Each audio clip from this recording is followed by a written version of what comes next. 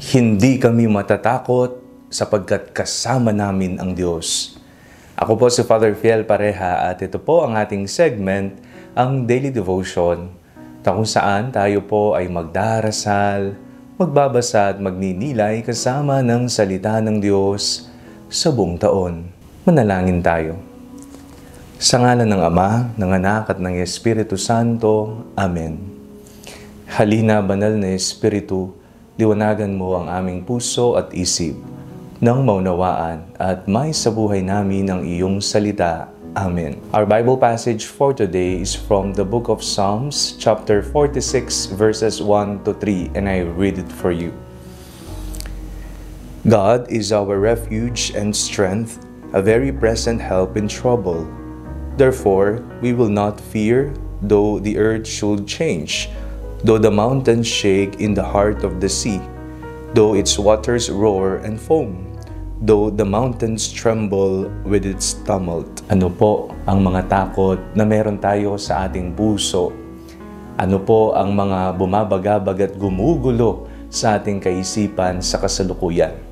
Mahalaga po na bigyan din natin ng pansin at tingnan natin saan nagmumula ang mga bagay na ito. Tayo ba ay nagkukulang sa pagtitiwala sa ating Panginoon? Ngayong panahon ng Kwaresma, binibigay po sa atin ang isang attitude ng Panginoon. Isang Panginoon na ating tanggulan. Isang Panginoon na laging nariyan. A God who is our refuge.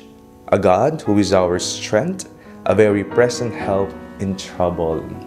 Siya ang magbibigay sa atin ng tulong. Siya ang ating hihingan ng saklolo.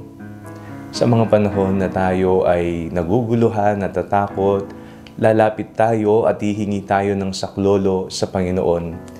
Ang taong nagkukulang ng pananalig sa Panginoon ay agad tinatablan ng takot.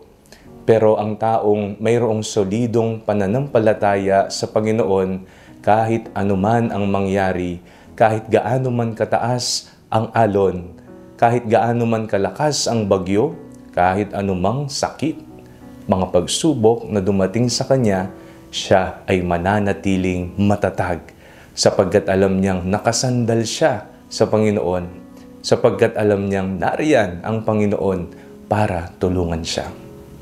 Natatakot ka pa ba? Nandiyan ang Panginoon, tutulungan ka niya. Manalangin tayo. Panginoong Jesucristo, maraming salamat po sa tulong na inyong patuloy na ibinibigay, lalo na sa mga panahon na kami po ay punong-puno ng takot. Amen.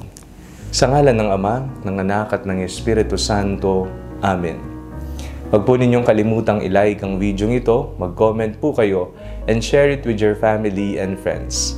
Ang Panalangin Bago Matulog ay may sariling Facebook page na po.